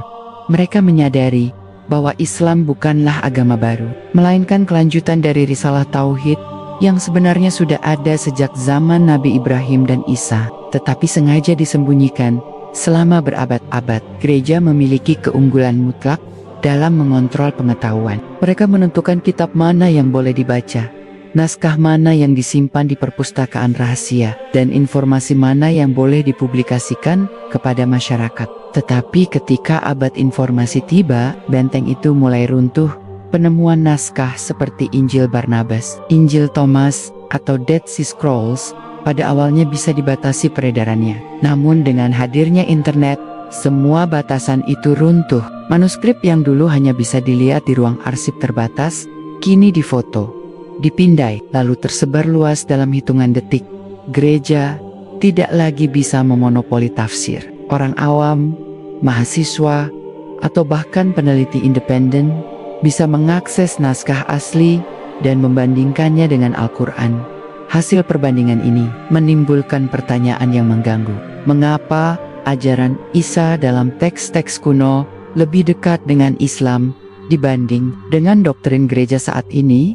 Menghadapi situasi ini, gereja dan akademisi Kristen mengembangkan strategi baru, overload informasi. Mereka membanjiri publik dengan artikel, blog, dan video yang menyebut teks tersebut palsu, rekayasa, atau hanya sekadar karya sastra kuno tanpa nilai teologisis. Tujuannya agar suara kebenaran tenggelam di tengah kebisingan redefinisi makna. Mereka tidak menolak sepenuhnya, tetapi mengubah fokus. Misalnya, Injil Thomas disebut puisi spiritual, bukan teks otoritatif. Dengan begitu, pesannya terdengar indah, tetapi tidak membahayakan doktrin.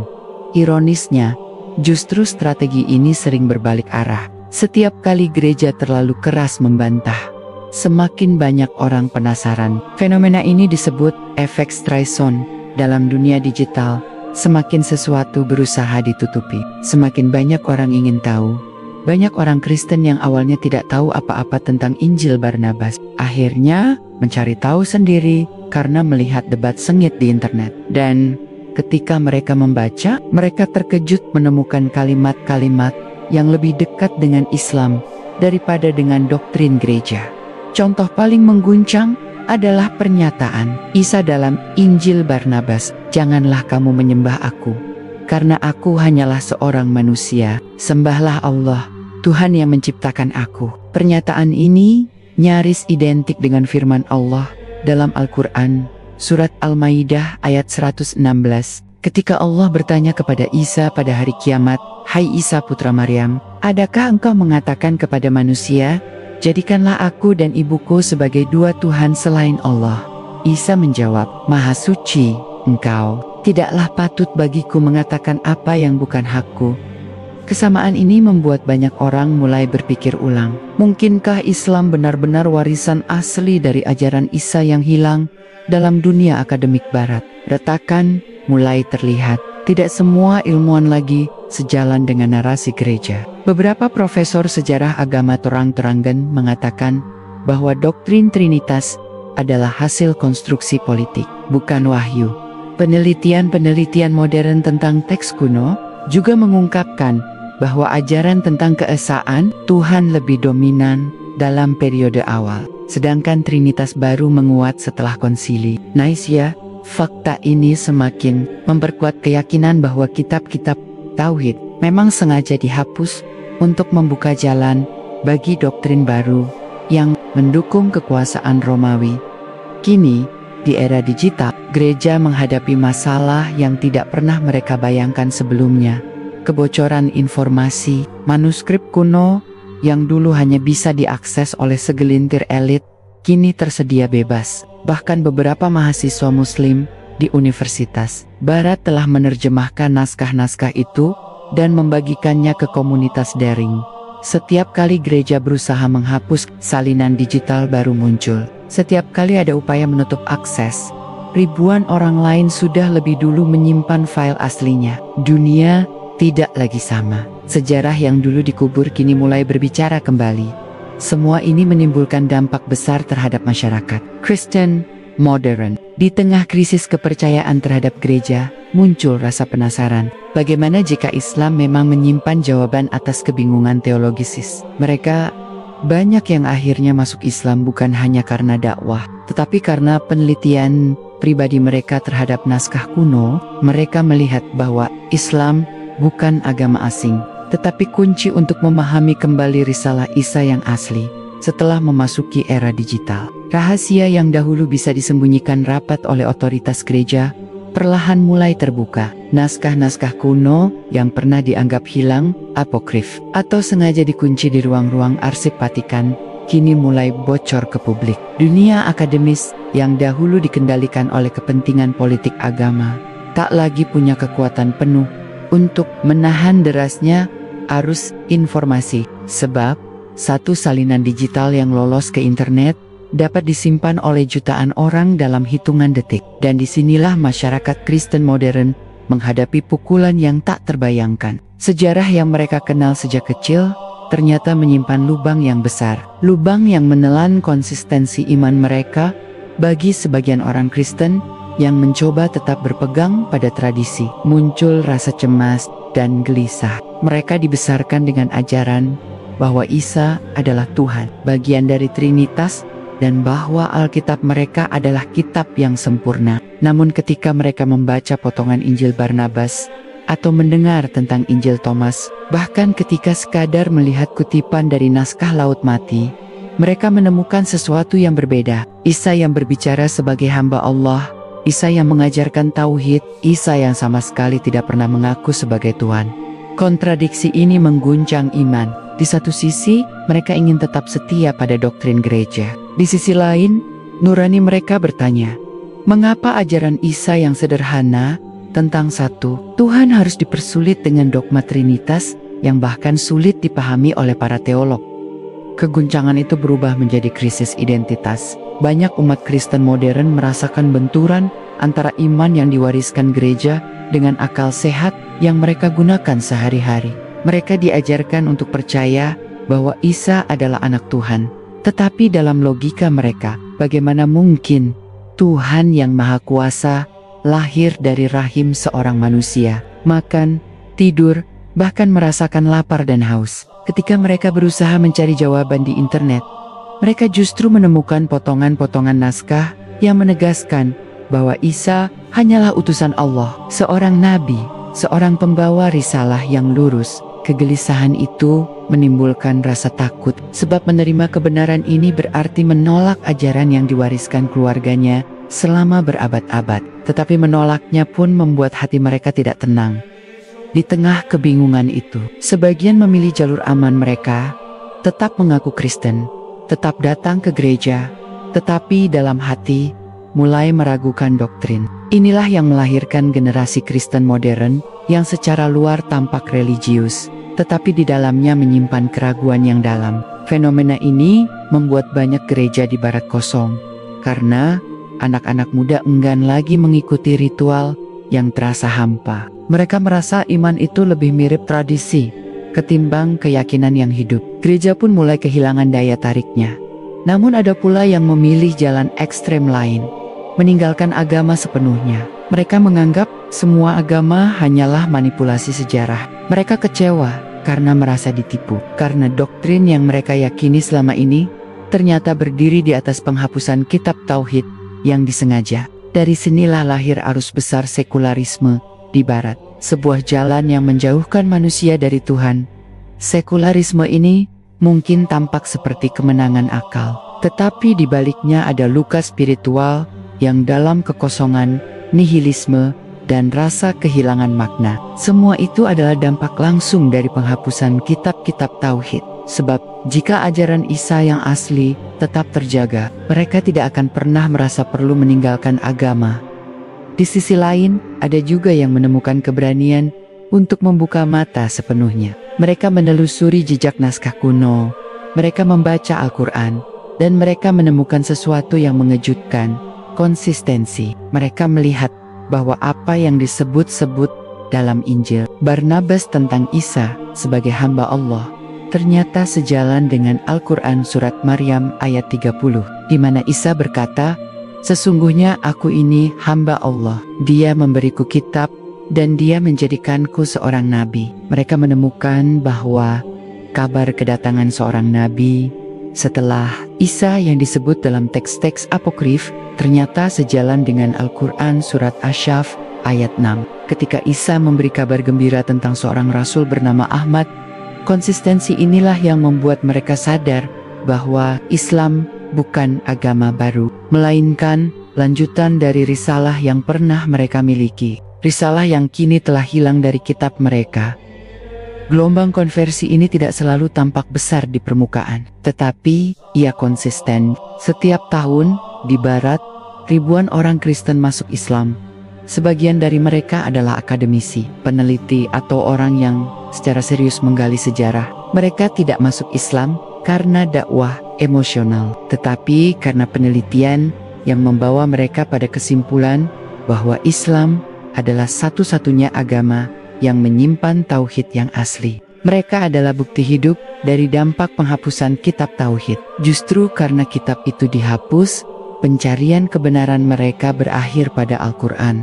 Namun, peralihan ini tidak mudah. Masyarakat Kristen yang mulai melihat ke Islam seringkali mendapat tekanan sosial. Mereka dicap pengkhianat, dikeluarkan dari keluarga, bahkan kehilangan pekerjaan. Ini menunjukkan betapa dalamnya luka sejarah itu. Betapa penghapusan kitab tauhid tidak hanya berdampak teologis, tetapi juga sosial dan psikologis. Generasi demi generasi dibesarkan dalam keyakinan tertentu, sehingga ketika kebenaran muncul, benturan itu terasa seperti bencana pribadi.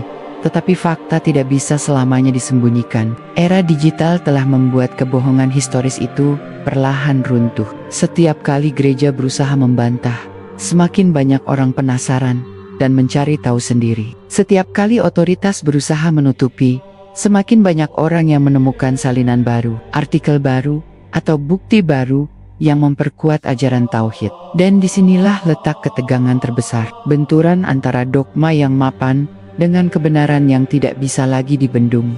Sejarah penghapusan kitab tauhid bukan lagi sekadar cerita masa lalu. Ia kini menjadi cermin yang memperlihatkan krisis iman di masyarakat Kristen modern. Ia menjelaskan mengapa sekularisme tumbuh, mengapa gereja kehilangan pengaruh, dan mengapa Islam perlahan menjadi alternatif yang menggoda. Ia juga menjelaskan mengapa hubungan antara dunia barat dan Islam selalu penuh kecurigaan. Karena di balik semua konflik politik dan sosial, ada satu luka sejarah yang belum sembuh. Hilangnya kitab tauhid yang dahulu pernah mereka miliki.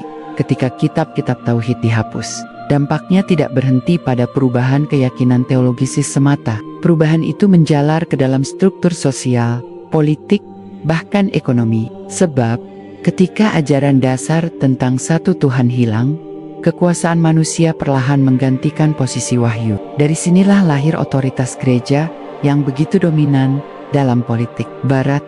Kekuasaan itu menjadikan agama bukan lagi jalan untuk mendekat kepada Allah, tetapi instrumen untuk menguasai masyarakat. Sejarah mencatat, setelah Konsili Nisia dan pengukuhan doktrin Trinitas, gereja bersekutu erat dengan Kekaisaran Romawi. Trinitas bukan hanya teologi, tetapi juga alat persatuan politik. Siapapun yang menolak Trinitas dianggap pengkhianat negara. Dampaknya, masyarakat Kristen yang sebelumnya masih menyimpan tradisi tauhid dipaksa memilih tunduk pada kekuasaan atau diasingkan. Banyak yang melarikan diri, sebagian bersembunyi. Tetapi arus besar sejarah akhirnya menyeret mayoritas untuk mengikuti arus doktrin yang dipaksakan.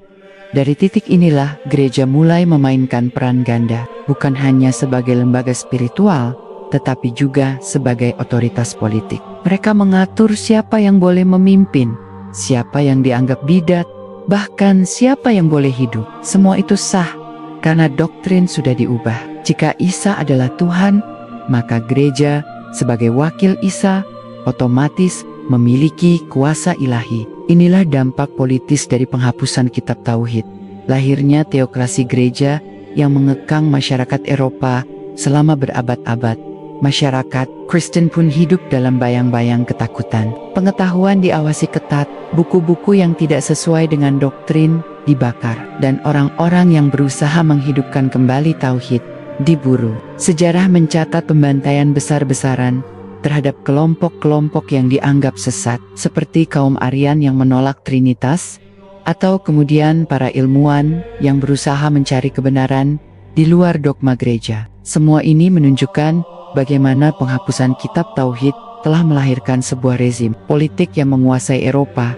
Namun kekuasaan absolut itu tidak bertahan lama. Justru karena terlalu mengekang, masyarakat Eropa akhirnya memberontak. Dari sinilah lahir gerakan reformasi dan kemudian Renaissance. Tetapi karena tauhid asli sudah hilang, pemberontakan itu tidak kembali ke ajaran murni para nabi, melainkan bergerak ke arah sekularisme. Mereka menolak dominasi gereja, tetapi sekaligus menjauh dari agama. Disinilah titik balik geopolitik terbesar.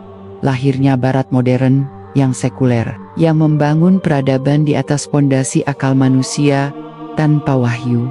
Dampak ini terasa hingga ke dunia Islam. Ketika Barat yang sekuler mulai berkembang pesat dengan sains dan teknologi, mereka membawa serta warisan sejarahnya, trauma terhadap agama, khususnya agama yang berbicara tentang tauhid. Maka, setiap kali Islam muncul di hadapan mereka, insting sejarah itu kembali hidup. Mereka melihat Islam bukan sekadar agama lain, tetapi bayangan dari ajaran yang dulu mereka hapus. Islam menjadi pengingat atas luka sejarah yang mereka coba lupakan. Konsekuensinya, hubungan antara dunia Barat dan dunia Islam selalu diliputi ketegangan. Dari perang salib, kolonialisme, hingga konflik modern, ada benang merah yang sama. Barat merasa harus selalu berhadapan dengan Islam, karena Islam menyajikan kebenaran tauhid yang dahulu mereka singkirkan. Dalam narasi sejarah Barat, Islam selalu digambarkan sebagai ancaman, tetapi jika ditelusuri lebih dalam, ancaman itu bukanlah ancaman militer atau politik semata, melainkan ancaman teologisis. Islam adalah cermin yang memperlihatkan kesalahan terbesar mereka, menghapus kitab tauhid. Dari sinilah lahir strategi geopolitik Barat modern yang kerap mencurigai Islam. Mereka berusaha mengendalikan wilayah Muslim, mengatur politik negara-negara Islam, bahkan mengendalikan wacana global tentang Islam. Semua ini seolah merupakan cara untuk menutupi atau mengalihkan perhatian dari kenyataan sejarah yang sulit mereka hadapi. Masyarakat Kristen sendiri ikut merasakan dampaknya. Di Barat, banyak yang hidup dalam dualitas. Di satu sisi, mereka diajarkan nilai-nilai sekuler yang menjauh dari agama. Di sisi lain mereka merasakan kekosongan spiritual yang mendalam. Kekosongan itu terkadang mereka isi dengan materialisme, terkadang dengan humanisme, dan sebagian mencoba kembali ke gereja. Tetapi karena akar tauhid sudah hilang, semua jalan itu berujung pada kebingungan. Bahkan dalam politik, mereka terpecah antara mempertahankan tradisi Kristen yang sudah melemah atau membangun identitas baru yang sepenuhnya sekuler. Ironisnya, justru di tengah kebingungan itulah Islam kembali tampil. Kehadiran umat Islam di Eropa, baik melalui migrasi maupun dakwah, membuka ruang perbandingan yang tidak bisa dihindari. Ketika masyarakat Kristen modern melihat Islam dengan ajaran tauhidnya yang lurus, mereka melihat gambaran yang kontras dengan sejarah mereka sendiri. Sebagian menolaknya dengan kebencian, sebagian lagi justru menemukannya sebagai jawaban yang hilang. Semua ini adalah rangkaian panjang dari satu peristiwa awal, penghapusan kitab-kitab tauhid. Dampaknya merambat bukan hanya pada ajaran agama, tetapi juga pada politik, masyarakat, bahkan geopolitik dunia. Tanpa penghapusan itu, mungkin Eropa tidak akan pernah mengalami kegelapan rohani, tidak akan pernah memberontak melawan agama, dan tidak akan melahirkan sekularisme yang kini mendominasi dunia barat. Dan tanpa sekularisme, peta dunia modern pun pasti berbeda. Seiring berjalannya waktu, dampak penghapusan kitab tauhid tidak hanya membentuk politik dan struktur kekuasaan, tetapi juga merembes ke dalam jiwa masyarakat Kristen, membentuk budaya, seni, bahkan pola pikir mereka. Ketika tauhid dihapus dan digantikan dengan doktrin Trinitas, masyarakat kehilangan pijakan spiritual yang lurus. Mereka tidak lagi memiliki kejelasan tentang siapa yang harus mereka sembah. Akibatnya, kontradiksi itu terefleksi dalam seni, arsitektur, bahkan tradisi sehari-hari mereka. Kita bisa melihatnya dalam karya-karya seni Eropa, abad pertengahan, hingga Renaissance. Lukisan-lukisan yang menggambarkan Isa hampir selalu menunjukkan dirinya dalam bentuk ilahi, duduk di singgasana, dikelilingi cahaya, dipuja oleh malaikat. Tetapi di sisi lain, lukisan yang sama juga menampilkan Isa sebagai manusia yang menderita, disalib, berdarah, dan berdoa. Dua wajah Isa yang bertolak belakang ini adalah bukti kebingungan teologisis yang lahir dari penghapusan kitab tauhid. Jika tauhid tetap terjaga, Isa hanya akan digambarkan sebagai nabi yang mulia, sebagaimana umat Islam memandangnya. Tetapi karena tauhid hilang, masyarakat Kristen menciptakan simbol-simbol visual untuk menutupi kontradiksi yang tidak bisa mereka jelaskan. Kontradiksi itu juga melahirkan budaya religius yang penuh misteri. Gereja membangun katedral megah dengan arsitektur yang menjulang tinggi, penuh ukiran malaikat, patung-patung orang suci, dan simbol yang seringkali lebih mirip paganisme ketimbang tauhid. Semuanya dilakukan untuk menciptakan rasa takjub, agar umat tunduk bukan karena kebenaran, tetapi karena keagungan visual dan atmosfer sakral yang mereka ciptakan. Dengan demikian, seni dan arsitektur menjadi alat kekuasaan. Namun di balik keindahannya, ada kekosongan rohani. Semakin tinggi bangunan gereja, semakin jauh umat dari pemahaman yang murni tentang Allah yang Esa. Secara psikologis, masyarakat Kristen hidup dalam ketegangan batin. Mereka diajarkan sejak kecil untuk menyembah Isa sebagai Tuhan, tetapi doa mereka seringkali diarahkan kepada Isa dalam wujud manusia. Mereka melihat Isa berdoa kepada Tuhan, tetapi juga diajarkan bahwa Isa adalah Tuhan itu sendiri. Kontradiksi ini menciptakan pola pikir yang membelah jiwa. Di satu sisi, mereka ingin percaya. Di sisi lain mereka merasakan ketidaklogisan yang menghantui. Dari sinilah lahir rasa bersalah kolektif, sebuah beban psikologis yang membuat mereka mudah tunduk pada otoritas gereja. Ketika beban itu menjadi terlalu berat, sebagian masyarakat Kristen mencari jalan keluar dengan menciptakan mitos-mitos baru. Mereka mengangkat orang-orang tertentu menjadi santo. Mereka berdoa kepada patung-patung. Mereka membuat ritual penyembahan salib. Bahkan, mereka menghidupkan kembali unsur-unsur pagan yang dibungkus dengan label Kristen. Semua itu adalah upaya bawah sadar untuk mengisi kekosongan akibat hilangnya tauhid. Tetapi semakin mereka menambah simbol, semakin mereka menjauh dari kebenaran yang sederhana. Hanya Allah yang patut disembah dalam budaya populer. Kontradiksi itu juga melahirkan karya-karya sastra dan filsafat yang penuh dengan tema pencarian makna, penderitaan, dan keraguan. Tokoh-tokoh besar Eropa seringkali menulis dengan nada gelap. Manusia terjebak dalam dosa asal. Hidup adalah penderitaan, dan keselamatan hanya bisa dicapai melalui pengorbanan Isa yang menebus dosa. Tetapi di balik itu, ada suara-suara lain yang mempertanyakan, mengapa manusia harus menanggung dosa yang tidak mereka lakukan? Dan mengapa Tuhan harus menjelma menjadi manusia untuk menyelamatkan ciptaannya sendiri? Pertanyaan-pertanyaan ini mengguncang jiwa banyak orang Kristen, melahirkan keraguan yang tidak pernah bisa dijawab tuntas. Ketika modernitas datang, kebingungan ini berubah menjadi pemberontakan budaya. Banyak seniman dan filsuf Eropa mulai meninggalkan agama, tetapi tetap membawa luka rohani itu dalam karya mereka. Mereka menulis tentang Tuhan yang telah mati, tentang dunia tanpa makna, tentang manusia yang harus menciptakan arti hidupnya sendiri. Semua ini bukan muncul dari ruang hampa, tetapi dari warisan panjang penghapusan kitab Tauhid. Jika Tauhid tetap terjaga, mereka akan menemukan jawaban dalam risalah para nabi. Tetapi karena Tauhid sudah hilang dari kitab mereka, yang tersisa hanyalah pencarian tanpa ujung. Dalam masyarakat modern, kekosongan spiritual itu melahirkan fenomena baru, maraknya spiritualisme palsu. Banyak orang Kristen yang kecewa dengan gereja akhirnya mencari jalan alternatif. Ada yang terjun ke filsafat timur, ada yang mengikuti gerakan New Age, ada yang mempercayai energi kosmik, meditasi, bahkan penyembahan alam. Semuanya adalah upaya menggantikan tauhid yang hilang. Mereka haus akan kebenaran, tetapi tidak menemukan bimbingan yang lurus. Alhasil, mereka berpaling pada ilusi-ilusi baru yang sama sekali tidak menyelamatkan.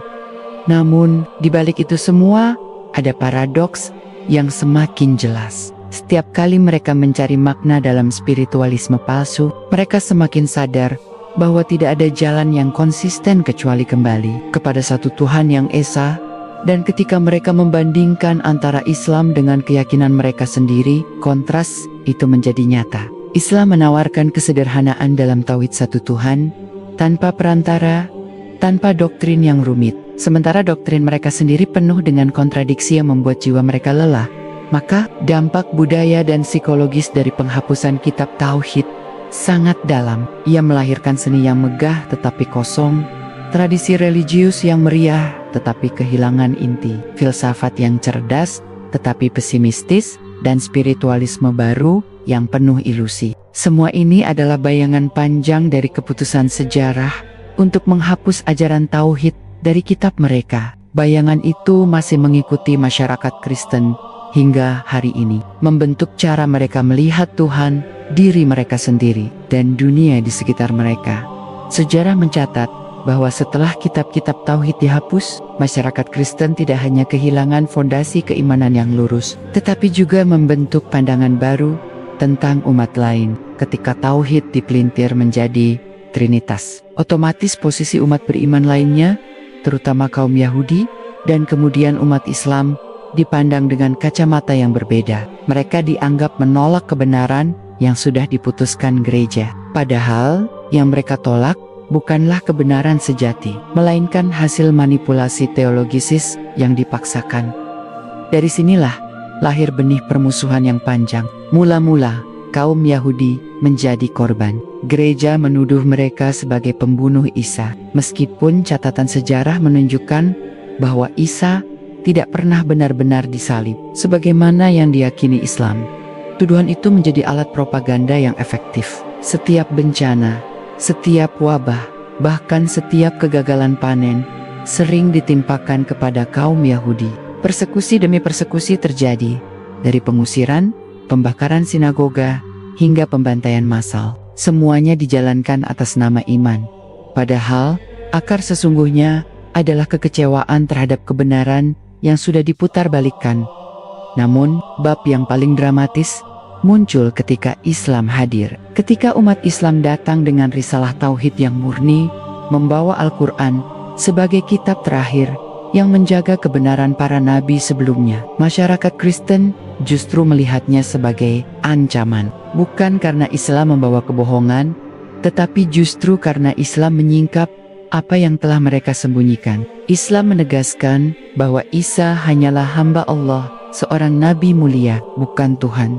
Islam mengingatkan bahwa tauhid adalah inti dari seluruh risalah para nabi, dari Nuh hingga Muhammad. Pernyataan ini mengguncang sendi-sendi doktrin gereja, maka konflik tidak bisa dihindarkan. Gereja berusaha mempertahankan otoritasnya dengan cara apapun. Mereka melancarkan propaganda bahwa Islam adalah agama pedang, agama bid'ah, bahkan menyebut Nabi Muhammad sebagai penyesat. Padahal, apa yang sebenarnya mereka takuti adalah kebenaran tauhid yang kembali bersinar dan bisa menarik hati umat mereka sendiri. Ketegangan ini akhirnya meledak dalam bentuk perang salib dengan dalih membebaskan tanah suci Yerusalem. Paus-paus di Roma menyerukan mobilisasi besar-besaran. Tetapi jika diteliti lebih dalam, perang ini bukan hanya tentang tanah, melainkan tentang identitas dan teologi. Yerusalem adalah simbol besar yang tidak bisa dilepaskan dari tauhid.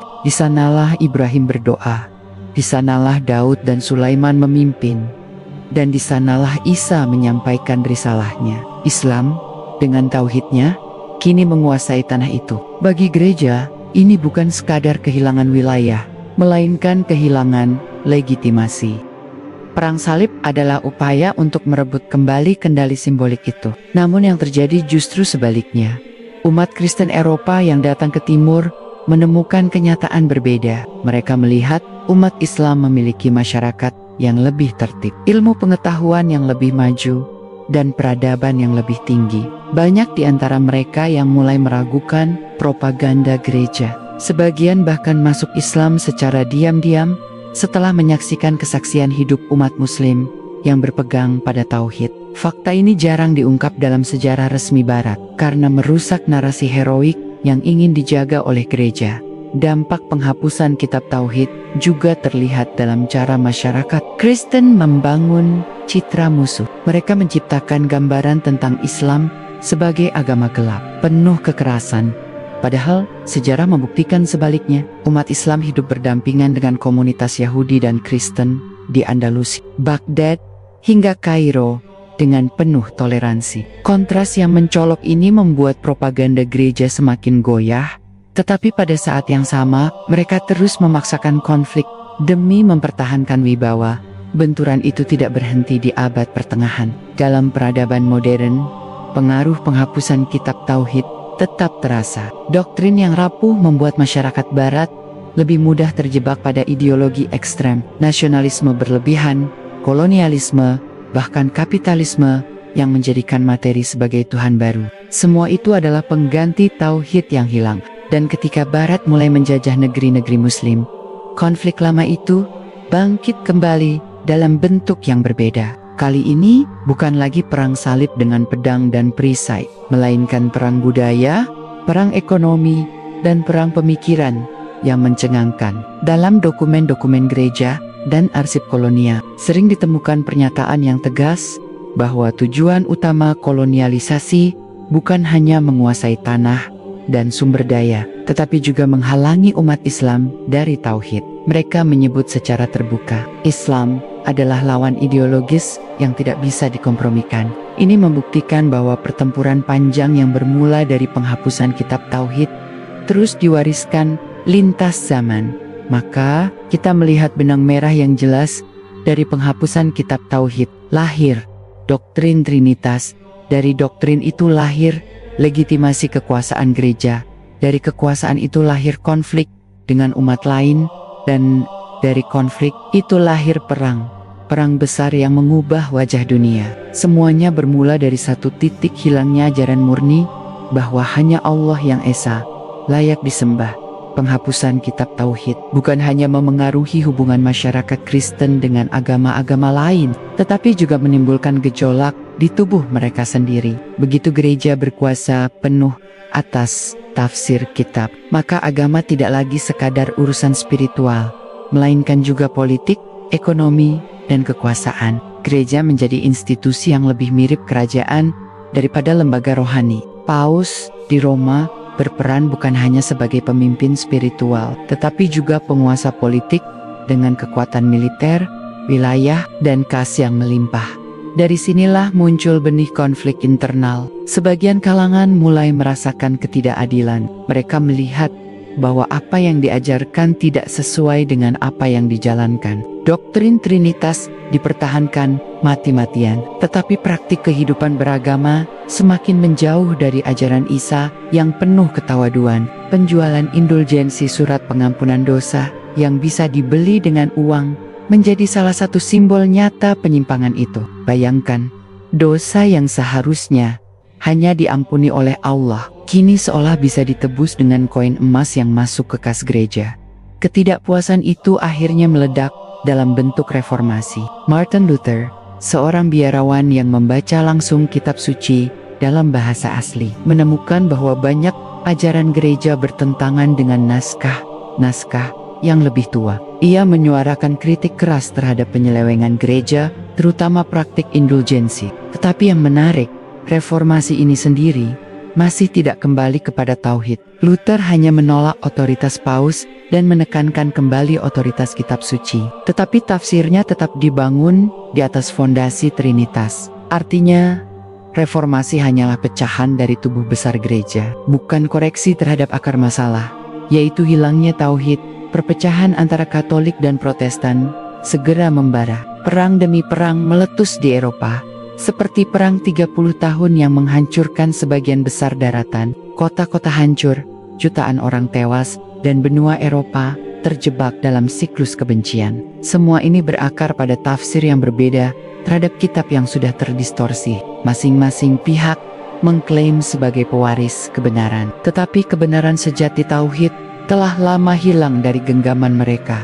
Yang lebih mencengangkan, perpecahan ini justru membuka pintu bagi sekularisme. Banyak masyarakat yang muak dengan perang agama mulai meninggalkan agama itu sendiri. Mereka berpikir, jika agama hanya melahirkan perang, maka lebih baik hidup tanpa agama. Dari sinilah lahir filsafat baru yang menyingkirkan Tuhan dari pusat kehidupan, menggantinya dengan rasionalisme, humanisme, dan akhirnya ateisme. Sekali lagi, hilangnya tauhid melahirkan konsekuensi yang jauh lebih luas daripada yang dibayangkan. Ketika Katolik dan Protestan terus berselisih, mereka juga berlomba-lomba membangun pengaruh global. Katolik menjelma menjadi kekuatan kolonial besar dengan Spanyol, Portugal, dan Prancis di garis depan. Protestan melahirkan kekuatan kolonialnya sendiri lewat Inggris, Belanda, dan kemudian Amerika Serikat. Kolonialisme itu membawa serta agenda penyebaran agama. Tetapi sekali lagi, bukan agama tauhid yang murni, melainkan doktrin yang sudah dimanipulasi. Masyarakat di Afrika, Asia, dan Amerika Latin menjadi sasaran misi suci, padahal di baliknya ada agenda politik dan ekonomi. Dampak ini terasa hingga hari ini. Dunia masih terbagi antara blok-blok kekuatan yang sebagian akarnya berasal dari perpecahan internal Kristen. Amerika Serikat sebagai negara Protestan memimpin dunia barat modern, sementara Vatikan tetap menjadi pusat Katolik yang berpengaruh dalam politik internasional. Persaingan keduanya kadang samar, tetapi tetap nyata. Bahkan, konflik ideologi global di abad ke-20 pun tidak bisa dilepaskan dari warisan ini: perang dunia, perang dingin, hingga benturan peradaban modern.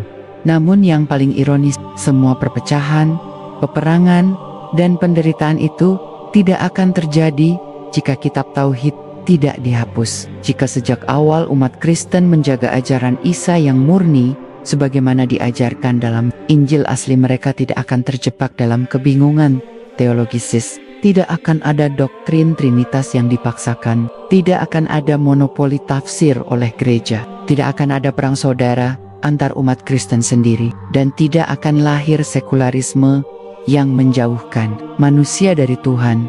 Sejarah ini adalah bukti betapa satu pengkhianatan terhadap tauhid bisa menimbulkan dampak berantai yang menghancurkan peradaban selama berabad-abad. Hilangnya kitab tauhid bukan hanya masalah teologisis, tetapi juga masalah sosial, politik, dan budaya yang meluas ke seluruh dunia. hilangnya kitab-kitab tauhid pada masyarakat. Kristen bukan hanya menciptakan perpecahan internal, peperangan, dan kolonialisme, tetapi juga membuka jalan lahirnya ideologi modern Barat yang pada hakikatnya merupakan upaya manusia untuk mencari pengganti tauhid. Ketika masyarakat lelah dengan pertarungan Katolik dan Protestan dan muak dengan otoritas gereja yang penuh manipulasi, mereka beralih pada pemikiran baru bahwa manusia bisa hidup tanpa campur tangan Tuhan. Dari sinilah lahir humanisme sekuler. Humanisme mengajarkan bahwa manusia adalah pusat dari segalanya. Kehidupan tidak lagi dilihat dari kacamata wahyu, tetapi dari rasio dan keinginan manusia sendiri. Tetapi karena tauhid sudah hilang, rasio itu tidak menemukan batas. Ia berkembang menjadi rasionalisme yang menyingkirkan agama, lalu materialisme yang menjadikan harta sebagai ukuran, dan akhirnya kapitalisme yang menjadikan dunia sebagai tujuan akhir. Semua ini adalah refleksi dari kehilangan besar, ketiadaan keyakinan pada Allah yang Maha Esa.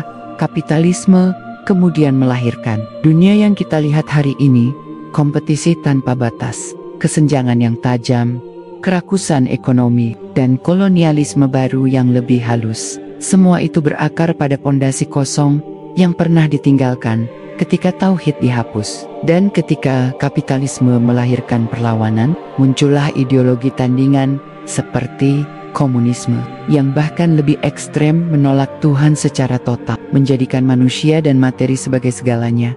Maka jelaslah benang merah sejarah dari penghapusan kitab tauhid. Lahir doktrin Trinitas dari Trinitas, lahir otoritas gereja dari otoritas gereja. Lahir konflik internal dan eksternal dari konflik itu. Lahir kolonialisme dan perang global, dan dari reruntuhan itu lahir ideologi modern yang menyingkirkan Tuhan sama sekali. Satu pengkhianatan terhadap tauhid berujung pada gelombang sejarah yang panjang, mengguncang dunia hingga hari ini.